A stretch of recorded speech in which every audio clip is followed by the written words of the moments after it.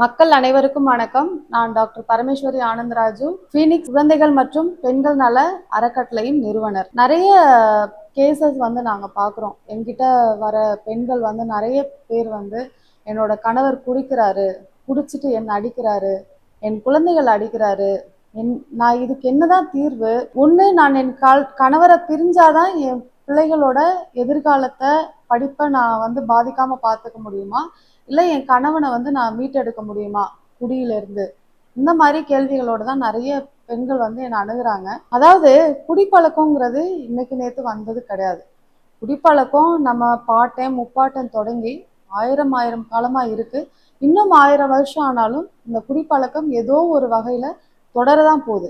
அது அந்த போதை அப்படிங்கிறது, குடிப்பழக்கம், போதை, இதெல்லாமே ஒரே கேட்டகரி தான், ஒரு அடிக்ஷன் தான். நம்ம டெய்லி டீ குடிக்கிறோமே, அது கூட ஒரு வகையான ஒரு அடிக்ஷன் தான். இது தவிர நிறைய பேர் ஸ்லீப்பிங் டேப்லெட்ஸ் போடுவாங்க, டிப்ரெஷனுக்காக போடுவாங்க, தூக்கம் வரலன்னு போடுவாங்க. ஆனால் ஒரு குறிப்பிட்ட பீரியடுக்கு அப்புறம் அந்த டேப்லெட்டை அவங்களால நிப்பாட்ட முடியாது. இதுவும் ஒரு வகையான அடிக்ஷன் தான். இந்த அடிக்ஷன்றது ஒரு மனிதனுக்கு எப்படி வரும் அப்படிங்கிறதுக்கு எந்த விதமான காரணிகளும் கிடையாது. தொடர்ச்சியா ஒரு விஷயத்த நம்ம செய்யும் பொழுது நம்ம அடிக்ஷனுக்கு நம்மளை அறியாமலே அதுக்குள்ள போயிடுவோம். நிறைய பேர் சொல்லுவாங்க, ஆமா நான் ஒருத்தன் தான் குடிக்கிறேன்னா உலகத்துல வேற யாருமே குடிக்கலையா, இப்படி நிறைய ஆண்கள் சொல்றதை கேள்விப்பட்டிருப்போம். அது மட்டும் இல்ல, சிகரெட் பிடிக்கிறவங்கள பார்த்து கேட்டோம்னா ஒரு நாளைக்கு ஒரு சிகரெட் அடிக்கிறவங்களும் இருக்காங்க, பொழுதனைக்கும் சிகரெட் அடிக்கிறவங்களும் இருக்காங்க. அவன் பார்த்தா எப்ப பார்த்தாலும் ஒரு நாளைக்கு 2 பாக்கெட்டை காலி பண்றான், 10-20 வருஷமா குடிச்சிட்டு இருக்கிறான், சிகரெட் அடிச்சிட்டு இருக்கிறான். அவனுக்கு ஒரு பிரச்சனையும் வரல. ஒரு நாளைக்கு நான் ஒரே ஒரு சிகரெட் அடிக்கிறதுல தான் எனக்கு எதுவும் வந்துட போதாக்கும். இப்படி நிறைய பேர் சொல்றத நம்ம கேள்விப்பட்டிருக்கோம். அதாவது இந்த மது பழக்கமா இருக்கட்டும், இல்ல சிகரெட்டா இருக்கட்டும், எந்த விதமான போதை வஸ்துக்களாகவும் இருக்கட்டும், அது ஒரு லிமிட்டோட, எவ்வளோ லிமிட் எடுத்துக்கிறோம், எவ்வளோ குவான்டிட்டி எடுத்துக்கிறோம், எவ்வளோ ஃப்ரீக்குவன்சியாக எடுத்துக்கிறோம், என்ன கான்சன்ட்ரேஷனில் எடுத்துக்கிறோம், இதை பொறுத்து தான் ஒவ்வொருத்தரோட உடல் நலனும் பாதிக்கப்படுது. அதில் நம்ம ஒரு ஆல்கஹால் எடுத்துக்கிறோம் அப்படின்னா அதை நம்மளோட கல்லீரல் மெட்டபாலைஸ் பண்ணி நார்மலாக கொண்டு வரதுக்கு என்சைம்ஸு, இதெல்லாம் ஜீன்ஸ் எல்லாம் உதவியாக இருக்குது. ஒரு சாதாரணமாக ஒரு மனிதனோட கல்லீரல் 150 மில்லி லிட்டர் அளவிலான ஆல்கஹாலை தான் மெட்டபாலைஸ் பண்ண முடியும். அதை தாண்டி அளவுக்கு அதிகமாக நம்ம குடித்தோம் அப்படின்னா அது நம்மளுடைய உடலில் இருக்கக்கூடிய பாகங்களுக்கு பரவி அது வியர்வையாகவும் யூரினாகவும் நமக்கு வெளிப்படுது. இது பிரெயினுக்கு போகும்பொழுது தான் பிரெயினில் இருக்கக்கூடிய நியூரோ டிரான்ஸ்மிட்டர்ஸை பாதித்து நியூரான்ஸ் மேலே அஃபெக்ட் பண்ணி நமக்கு ஒரு சந்தோஷமான ஒரு ஃபீலிங்கை குறைந்த அளவில் குடிக்கும்போது நமக்கு ஒரு சந்தோஷமான ஃபீலிங்கை கொடுக்குது. அது திரும்பி திரும்பி நம்ம குடிக்கணுங்கிற ஒரு எண்ணத்தையும் தூண்டுது. அந்த அளவு ரொம்ப அதிகமாக ஆகும் பொழுது நமக்கு blurring of vision, communication contact miss ஆகுறது, எங்கேருந்து ஒரு வாய்ஸ் நம்ம கேட்குதுன்னு அண்டர்ஸ்டாண்ட் பண்ண முடியாமல் இருக்கிறது, நம்ம சொல்கிறத நம்ம மைண்டு சொல்கிறத நம்ம உடம்பு கேட்காம இருக்கிறது, இந்த மாதிரி கண்டிஷன்ஸ்க்கெல்லாம் போகிறது. அதனால தான் ஒரு இந்த ஆல்கஹால் எந்த அளவுக்கு நம்ம உடம்புல கான்சன்ட்ரேஷனில் இருக்குது அப்படிங்கிறதுக்கு பேசிக் ஆல்கஹால் கான்சன்ட்ரேஷன் அப்படிங்கிற ஒரு லெவல் சொல்லுவாங்க. இந்த 0.05 வரைக்கும் இருக்கிற வரைக்கும் ஒன்றும் பிரச்சனை கிடையாது. அந்த பிளட் ஆல்கஹால் கான்சன்ட்ரேஷன் நம்ம ரத்தத்தில் 0.05% இருக்கிற வரைக்கும் எந்த பிரச்சனையும் கிடையாது, கொஞ்சம் சந்தோஷத்தை கொடுக்கும், பிரச்சனை இல்லை. ஆனால் 0.05 to 0.16 வரைக்கும் அளவு இருக்கும் பொழுது நம்மளால் டிரைவிங் பண்ண முடியாது, ஒரு இடத்துக்கு சரியாக நடந்து போக முடியாது, நம்மளோட உடம்பு நம்ம கண்ட்ரோலில் இருக்காது. இந்த மாதிரி லெவலில் இருக்கும் பொழுதுக்கு தான் நம்ம டிரைவிங் பண்ணக்கூடாதுன்னு அட்வைஸ் பண்ணுறாங்க. அது சரி, என்ன மாதிரியான ஆல்கஹால் கன்சப்ஷன் நம்ம உடம்பை பாதிக்கும்? நிறைய பேருக்கு இந்த கேள்வி இருக்குது. நான் விஸ்கி குடிக்கிறேன், பிராந்தி குடிக்கிறேன், பியர் குடிக்கிறேன், பியர்னால எனக்கு எதுவும் பிரச்சனை கிடையாதுன்னு சொல்கிறாங்க, அப்போ நான் பியர் எடுத்துக்கலாமா? ரெட் ஒயின் சாப்பிட்றதுனால எந்த பிரச்சனையும் இல்லைன்னு சொல்கிறாங்க, அப்போ நான் ரெட் ஒயின் எடுத்துக்கலாமா? இது மாதிரி கேள்விகள்லாம் எல்லாருக்கிட்டையுமே இருக்குது. யூஸ்வலாக ஹார்ட் ட்ரிங்க்ஸ் எடுக்கும் பொழுது அதில் 40% ஆல்கஹால் கண்டென்ட் இருக்கு.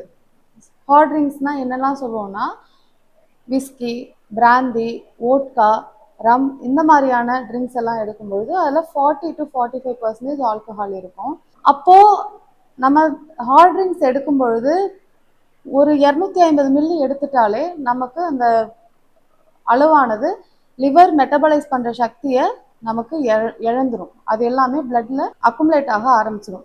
இதுவே பியர் எடுக்கும் பொழுதோ இல்லை ரெட் ஒயின் சாப்பிடும் பொழுதோ அதில் 5% இல்லை 8%க்கும் கம்மியாக தான் ஆல்கஹால் கன்சப்ஷன் இருக்கும்.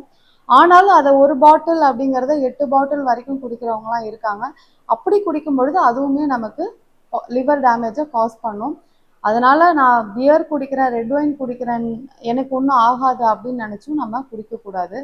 சில சமயங்கள்ல நம்ம எப்போவாவது அக்கேஷனலா ட்ரிங்க்ஸ் பண்றவங்களா இருக்கலாம், கான்சன்ட்ரேஷன் ரொம்ப தண்ணி கலந்து ரொம்ப கான்சன்ட்ரேஷன் இல்லாம குடிக்கிறவங்களா இருக்கலாம். அப்படி இருந்தும் கூட எனக்கு ஏன் லிவர் டேமேஜ் வருது, இந்த மாதிரி கேள்விகள் எல்லாருக்கிட்டையும் எழுது. காரணம் என்னன்னா, நமக்கு அந்த லிவர் மெட்டபாலைஸ் பண்ணும் பொழுது என்சைம்ஸ் அதுக்கு தேவைப்படுது. அந்த என்சைம்ஸ் ஜெனட்டிக்கலாவே டெஃபிஷிட்டா இருக்கும். அந்த மாதிரி கண்டிஷன்ல இருக்கவங்க கொஞ்சமா ஆல்கஹால் குடிச்சா கூட அவங்களுக்கு லிவர் டேமேஜ் அதிகமா காஸ் பண்ணும். இந்த என்சைம் டெஃபிஷியன்சி வந்து மேலை விட ஃபீமேலுக்கு ரொம்ப அதிகமாக இருக்கும். அதனால தான் பெண்கள் வந்து மது குடிக்கும்பொழுது ஈஸியாக அவங்க வந்து அஃபெக்ட் ஆகுறாங்க. இதனால் குடிங்கிறது நம்ம சேஃப் அப்படின்னு நினச்சாலும் கூட அது யாருக்கு சேஃபு, நம்ம எந்த உடம்புக்கு அது சேஃபாக இருக்குங்கிறது கண்டுபிடிக்கிறது ரொம்ப கஷ்டம். ஏன்னா நம்ம லிவர் 70% டேமேஜ் ஆகிற வரைக்கும் நமக்கு எந்த விதமான சிம்டம்ஸுமே தெரியாது. நம்ம எப்போவும் ஆக்டிவாக தான் இருப்போம், நார்மலாக இருக்கிற மாதிரி தான் இருப்போம், டே டு டே ஆக்டிவிட்டீஸ்லாம் நல்லா தான் பண்ணிட்டு இருப்போம். எப்போ நமக்கு லிவர் டேமேஜ் ஆயிடுச்சு அப்படிங்கிற சிம்டம்ஸ் தெரிய வரும்னா 70% ஆஃப் லிவர் டேமேஜ் ஆயிடும். டேமேஜ் ஆகும்போது நமக்கு மஞ்சக்காமலை வரலாம். மஞ்சக்காமலை முதல் அறிகுறி. அதுக்கப்புறம் வயிறு வீக்கம் வரலாம், பிளட் வாமிட் எடுப்போம். இந்த மாதிரி கண்டிஷன்ஸில் போகும்போது அந்த லிவரை வந்து டீடாக்சிஃபை பண்ணுறதுக்கான வாய்ப்புகள் ரொம்ப கம்மி. ஸோ நமக்கு லிவர் டேமேஜ் நிரந்தரமாக ஆகிறதுக்கு வாய்ப்பு இருக்குது.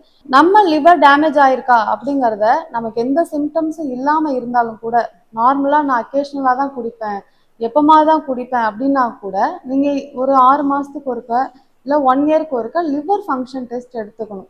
லிவர் ஃபங்க்ஷன் டெஸ்ட்டோ இல்லை அல்ட்ராசவுண்டோ எடுக்கும்பொழுது நம்ம லிவர் எந்த அளவுக்கு டேமேஜ் ஆகிருக்குங்கிறது நமக்கு தெரியும்.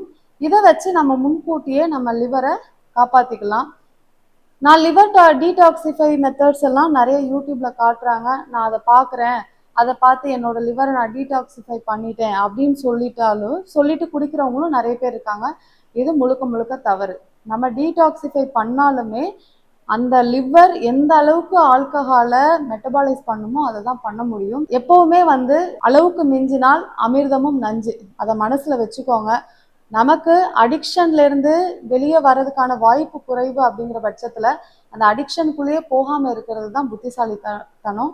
வருமுன் பார்ப்பது சிறந்தது. நம்ம குடியை வந்து நமக்காக மட்டும் பார்க்காம நம்ம குடும்ப நலனுக்காகவும் அதுக்குள்ளே போகாமல் நம் உடல் நலத்தையும் காப்போம், குடும்ப நலத்தையும் காப்போம் அப்படின்னு சொல்லி எல்லாரும் உடல் நலத்துடன் ஆரோக்கியமாக வாழ வேண்டும் என்று சொல்லிக்கொண்டு முடித்துக் கொள்கிறேன். நன்றி, வணக்கம்.